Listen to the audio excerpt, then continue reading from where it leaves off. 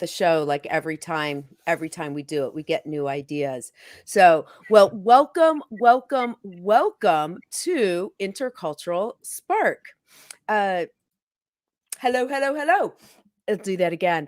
Welcome to Intercultural Spark, that show about the spark inside you, where you too can spark change in the world through your businesses and life projects across your lifespan. I am your host, Deanna Schaas. And if you're watching live or after the fact, thank you for the gift of stopping by here and joining us. So I hope you're inspired by today's guests and, ready to jump into action to make change in your own sphere of influence. And please feel free to ask questions, say hello, etc. in the comments, because that's how we know that you're here. And we're so delighted that you are. So today's guests, Len Joy wrote his first book of 5 books. He was already into his mid-50s after he sold his successful manufacturing business. We also have Steve Bellinger, who is a science fiction author and self-proclaimed Trekkie. I had to throw that in there. He was 65 when he wrote and published his first book, also one of 5 novels that he's written. And Alaina, rhymes with Champagne, Warren Zachary is a longtime actress who's appeared in commercials on Broadway, on TV and movies, on shows like Better Call Saul or the movie Half Brothers. She decided to focus on her writing about 10 years ago, and also now has written a pilot for a series. All 3 are garnering all kinds of awards for their work along the way. So for anyone who said, "Oh, I have to write that book," this is the panel for you. So welcome to Intercultural Spark.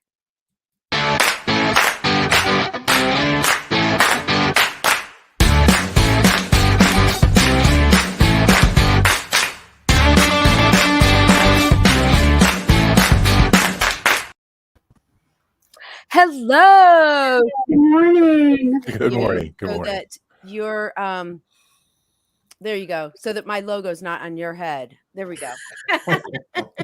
So, well, hello, and thank you so much, everyone, for being here. Of How's everyone? course. We're coming in. There's 3 of us from Chicago, and Alaina, you're in New Mexico, right? I'm in Albuquerque or Albuquerque. Right. Wait, we'll let everyone decide after they hear us talking. So, well, it's amazing how prolific everyone is. I mean, just the number of novels. Alaina and I are in an Irma Bombeck writers group, and she's constantly doing this or things like that, getting awards as well. There has to be something that said, like, got to do it now. All of you started at least on this writing train post 50, which is incredibly inspirational. But what made you said, Len, I'll start with you. Like, what made you said, it's now or never? I got to write this book and start now. I started when I closed my business down. It was just sort of fortuitous. I got a solicitation from U of C's adult ed thing and about a creative writing course. I had sort of kicked my creative writing course away, or my writing career down in college when I got sort of ripped by a professor, and I gave up that dream. And this sort of reignited it, that chance to, like, I'll give it another shot. And I just took it a step at a time. 8 years later, I got a novel. That's fantastic. So, and I know I just read Everyone Dies Famous, which I grew up in Missouri, and the book takes place in the southern part of Missouri. So that was a lot of fun to read. And I love that you found the creative writing course, because a lot of colleges offer adult education courses where you can just take classes and kind of dabble in things. Yeah. I mean, I think, like a lot of people ask, like, how do you, like, I hear, they want to be a writer or something. It's like, well, everybody can write, but it's just like training in any other sport. You really need some professional help. Most people do. I mean, there's a few that are naturals, but it really helps to have, to learn the rules and learn the process, and having courses where you get to meet other people and that are doing the same thing as you is really helpful. May I add, Len, I live in a richly creative state of New Mexico. It's we have so much filming and television going on, and I have been so lucky to be supported in my efforts by the New Mexico Film Foundation when it was headed by Dirk Norris, and also New Mexico Women in Film, which is part of an international organization that had writing courses or low-cost exercise plans that enabled me, to really show up, do the work, get feedback, and then your brain explodes. Isn't that right? And all of a sudden the ideas now, and I'm 74, moving towards that wonderful, 3/4 of a century mark, the stuff is pouring out now. I don't think I seriously will live long enough to fulfill the projects that are starting to rip. I got an idea for a solo show about a personality that's never been explored. Ay, ay, ay, or oy, oy, oy, as they say in Cleveland. I have my projects are laid out so that I can pick up and work on them, because we have to keep everything going at the same time. Isn't that right, Steve? We're all dancing, I think, as fast as we can. And I think creativity begets creativity. Now, Absolutely. of everyone, Steve, you've worked as a writer for a good chunk of your career, but then switched to science fiction, correct? Well, not really professionally. I mean, Okay. all my life, I discovered science fiction as a kid. My mom used to work for a printing company. She would bring books home, and one night she brought a book called I, Robot by Isaac Asimov. I was hooked on science fiction, and I always wanted to write. So I would write comic books and articles and things as a kid. In the 1970s, I wrote and produced radio dramas. I've written Sunday school lessons for the AME church. I just enjoy writing. From that to science fiction, right? And what happened is that I don't know, around 2010, I guess, something like that, is when I finally got the itch to write this novel, The Chronicar. And I wrote it, I submitted it, got a rejection from a publisher who said this had potential, join a writers group and come back to us. Oh, And interesting. it's one of the things that Alaina was talking about. It was that association, getting the other people to help me to polish it. And then when I submitted to the publisher, they did a hell of a job with the editing. I've gotten compliments on the editing of the book. I mean, it takes the work of a lot of people. It takes the work of a lot of people to get it done. And I'm extremely proud of it. What was that process? It's interesting when you talk about community. So first of all, what I'm hearing from all three of you is that one, courses can jumpstart. I know I work really well on homework. Like if I've written stuff, often it's because I started writing it because it was a homework assignment for class, but that creativity begets creativity. Once you start creating, like more ideas come. Although I know, Len, you said that since you didn't start until later, you're going to have to basically be right. Well, all of you are going to write till you're 100, 110, or 150. And there you go. Yeah. Well, all three of you are incredible award winners. And by the way, thank you, everyone. Please do say hello so that we know who's here. We'd love when people say hello and ask questions. Just leave it in the comments. Writing is like, how do you get feedback? This is a weird question because you're going to be, it's almost like a jerky question because I'm like, oh, how do you know it's good? I'm even blushing. Okay. When I laugh, I know it's good. There you go. But all of you have amazing awards. Like Alaina, you've gotten like 10 awards for the screenplay. Actually, the two, Steve and Len, actually met each other at an award ceremony. Yeah. So, woohoo. Yeah, that was wild. Yeah. Yeah. So how do awards happen? And of course, for people who dream of writing, we think that you just sat back and then people just read your book and gave you awards. Is that how it works? That's exactly how it worked. No, not really. No, I have a tendency. I'd like to write for myself and what I like to read. And I just took the chance, and it turns out what I like, other people like also. I've gotten a lot of people who say that they hate science fiction, but they love my books. And it's because they don't really know what science fiction is, I think. It's not just aliens and spaceships. It can be a lot more than that.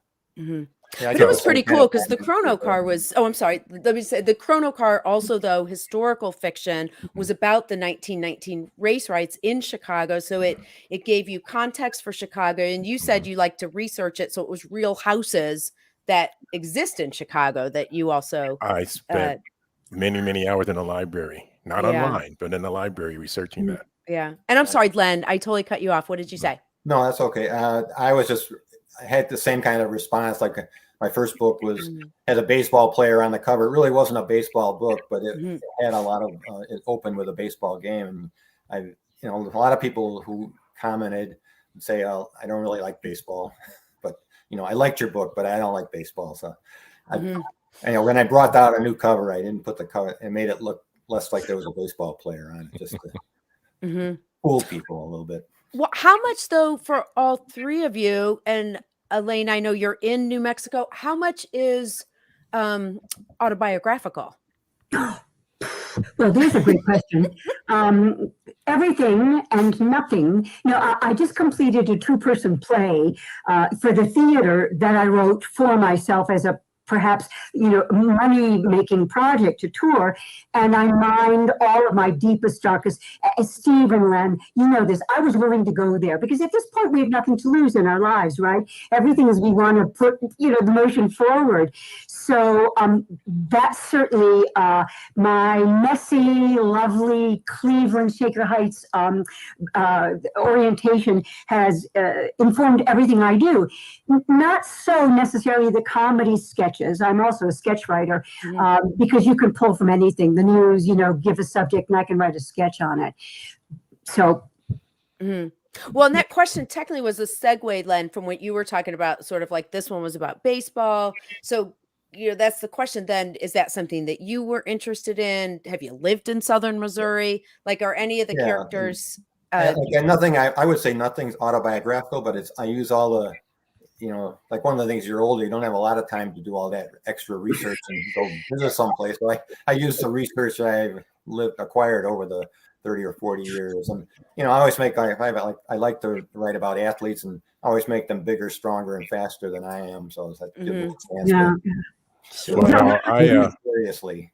But I did live in Missouri. I had a plant there for like 2 years, and it was a different experience for me. And I wanted to, it's an interesting state because of the crossroads between Southern and urban and rural. And so that experience. Yeah.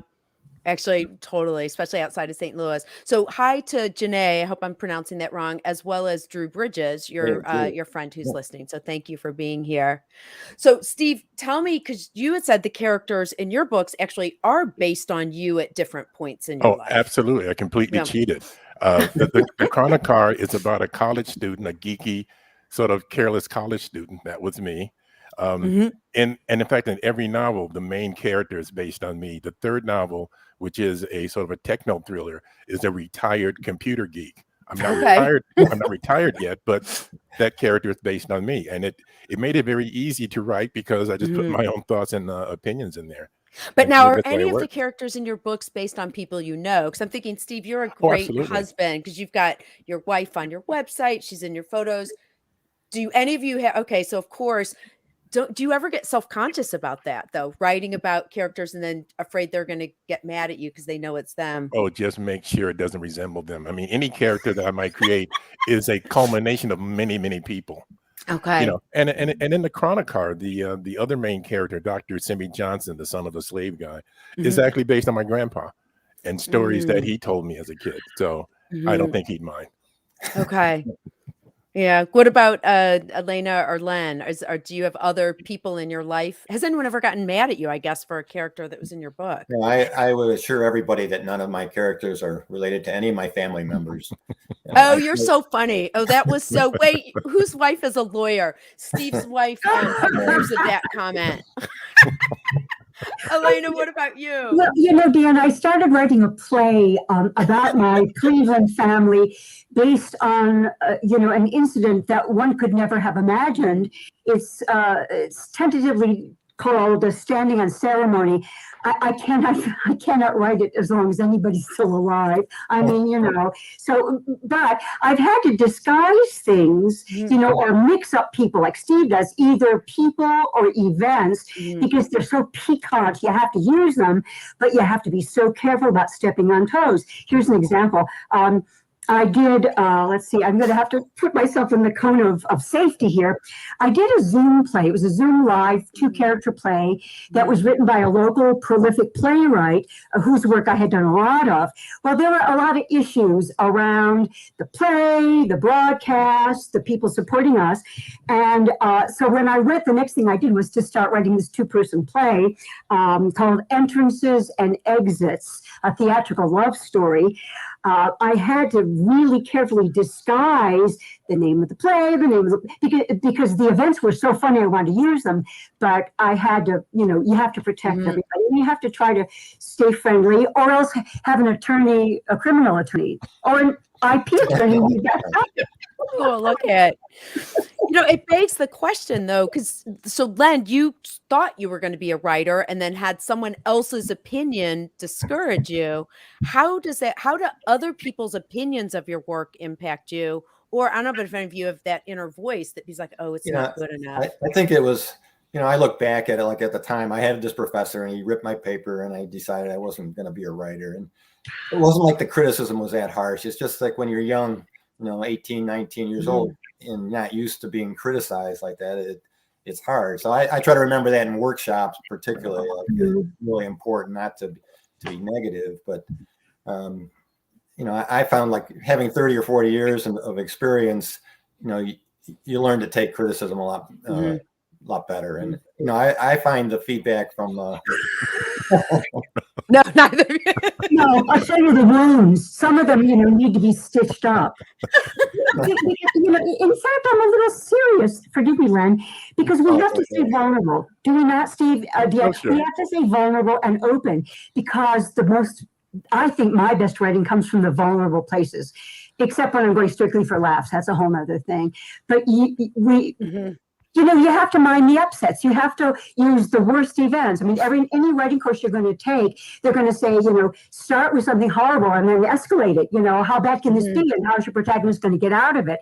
So that I think trouble is inspirational to us. Yeah. Well, that's interesting because, it's funny. Of all the reviews I've got, most of them are stellar. But you always remember that one bad one. Oh, that's me. That's totally me. The only one that was bad. You're like, all right, that's. May I interrupt with just a little anecdote? And you're going to have to shush me. I did a play a couple of years back, pre-pandemic. I do a lot of performing in New Mexico, and I typically get pretty, nice reviews. Thank you very much. And this one reviewer, who's a very dear friend, became a dear friend since. He said this one line, and I give it to him every time we talk. The role is usually played by a younger person. Oh, yeah. Here's what I came up with. Not only did I give him grief on our last conversation on Monday, but I said, I just had the best idea. On my tombstone, the role is usually played by a younger person. I love it. One thing though about reviews, I think even when they're negative, I would advise people when they're starting out and they get, some people react so strongly against a negative review.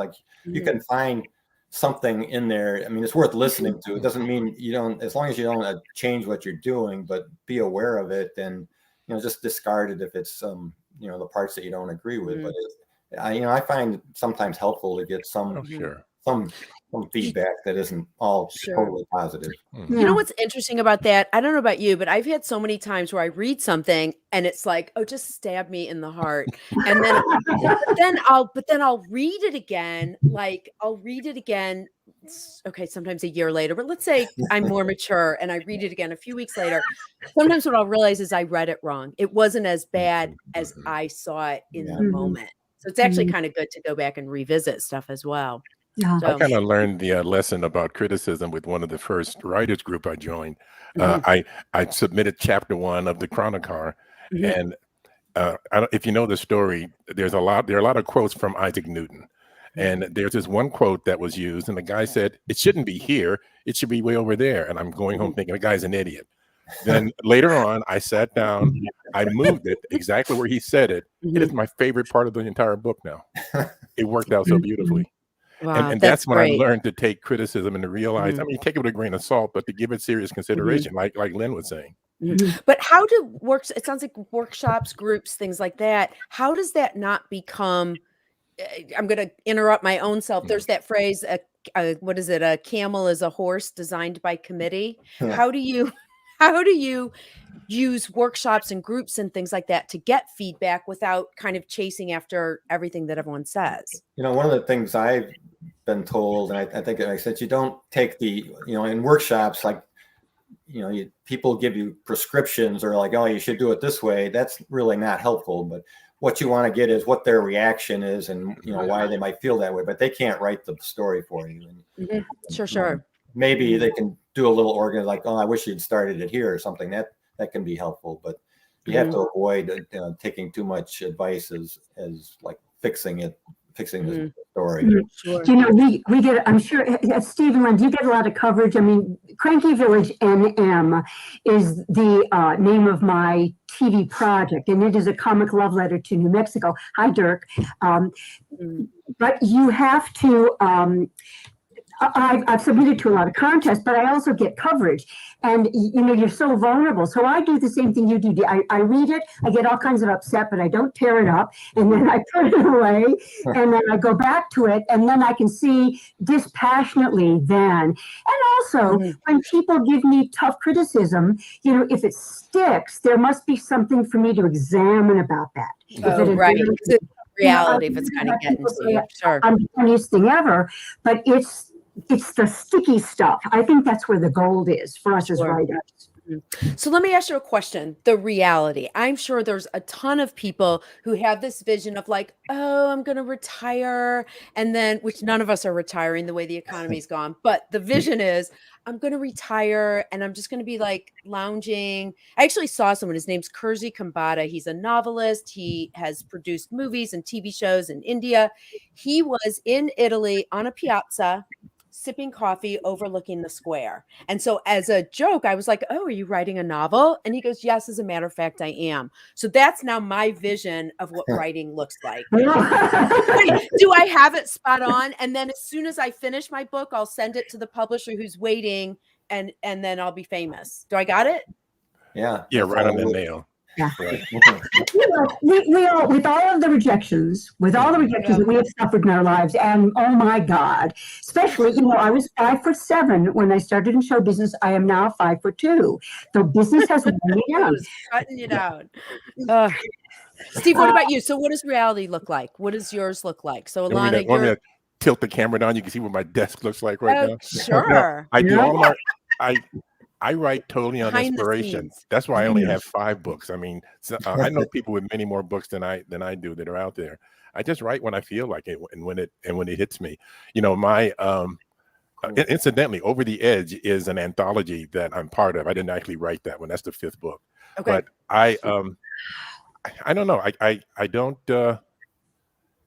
don't really think about it. It's just when I'm in the mood, I just sit down and write. I want to mention, since you've got Len's books up there, Mhm. the audiobook of Everyone Dies Famous is great also.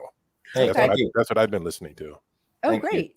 Len, did you record it yourself or did you have No, it? thank you. Okay. That's why it's so good. Larry Oliver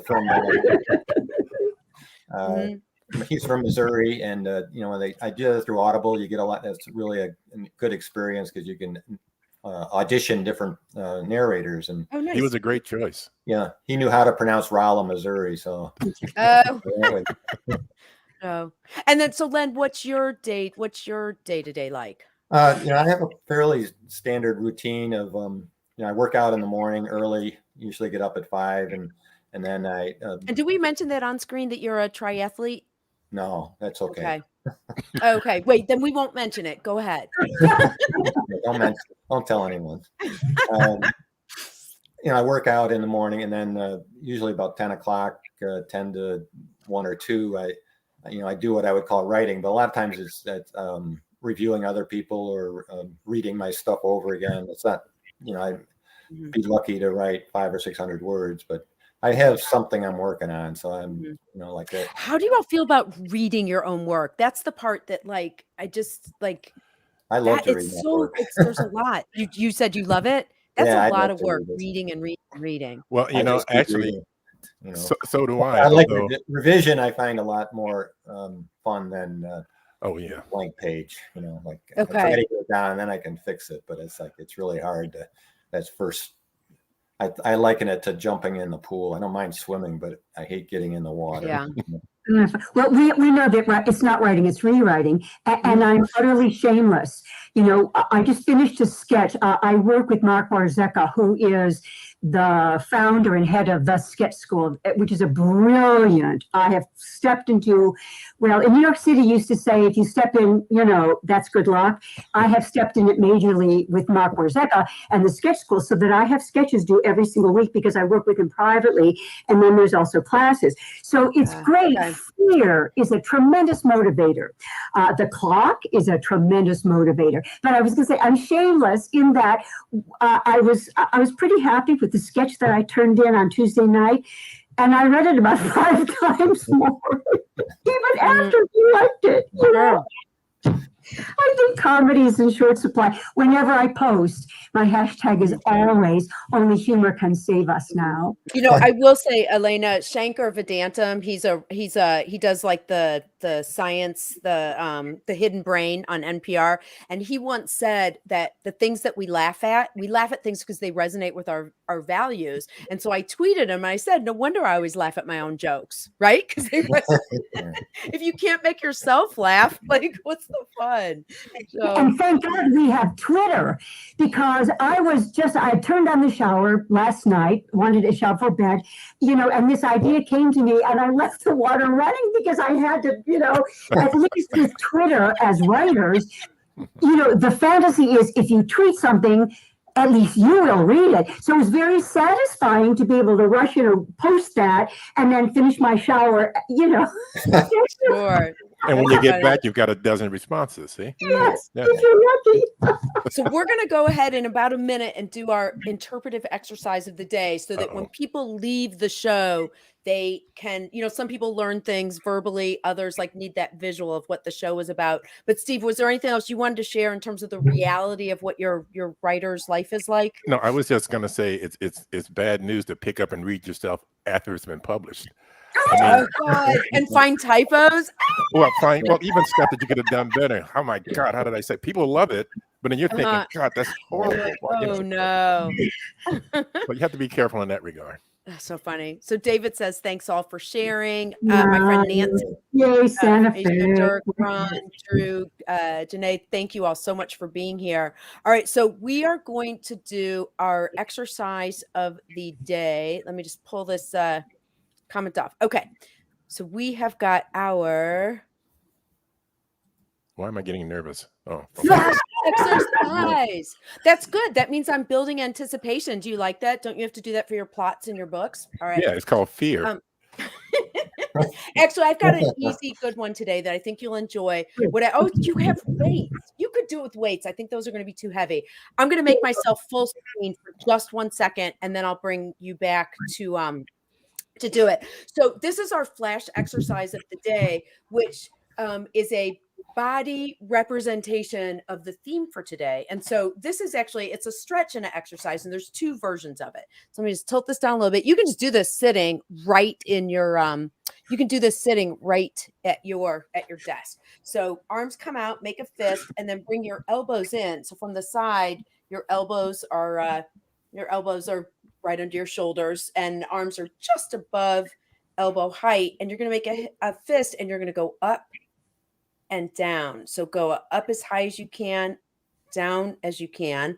I'm going to take me off of solo so we can all do it. So it's up and down. There you go.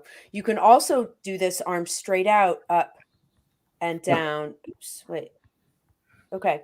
Now, can any of you guess, or for anyone viewing, why is this a good exercise for famous writers? I think the first rejection I got. Oh, I like that. Yeah, go ahead. Anybody else? I thought it's for typing skills, you know. Oh, there you go. carpal tunnel syndrome. Exactly. That's what I was thinking of was a carpal tunnel. Although I guess if you do it with hands open, oh my God, if you do it with hands open, you could be like, oh yes, hello. Well, That's another novel. Okay. multiple interpretations. You all are so fabulous. And thank you, everyone who was watching live. I'm so appreciative. Please feel free to subscribe if you're watching on YouTube, subscribe there, or follow Intercultural Talk on Facebook. I hope that everyone got some great ideas. And I'm even hearing people think of writing as solitary, but all of you really have built it in this wonderful social thing as well, with classes and coaches and groups, and really, really inspiring. Any last one word from each of you, 1 to 2 words on what's the spark inside you? What is your spark that drives you to keep doing this? Steve, you go first. Write what you want. Write what you want to read. Okay. Oh, I like that. Yeah. Alaina? Tell your stories while you got a mouth. Oh, I like it. Jazz hands. And then Len, what about you? Just keep working on it. Don't give up. Don't give up. Don't let Yeah. rejection. Fantastic. Don't let the losers get you down. Yeah. Right. Yes, right. Someone told me that once, that the reason sometimes people will say negative things, it's kind of like if you're sitting on a couch, if people are sitting on a couch and you run by, it gives the people just sitting doing nothing something to talk about. So Good. thank you all so much. I look forward to all staying in touch. Yeah, my pleasure. Thank you, I'm everyone, going for to read viewing. you all. I'm going to read you all. Len, I'm going to listen to Everyone Dies Famous, because that's my goal. I mean, the famous part. Fantastic.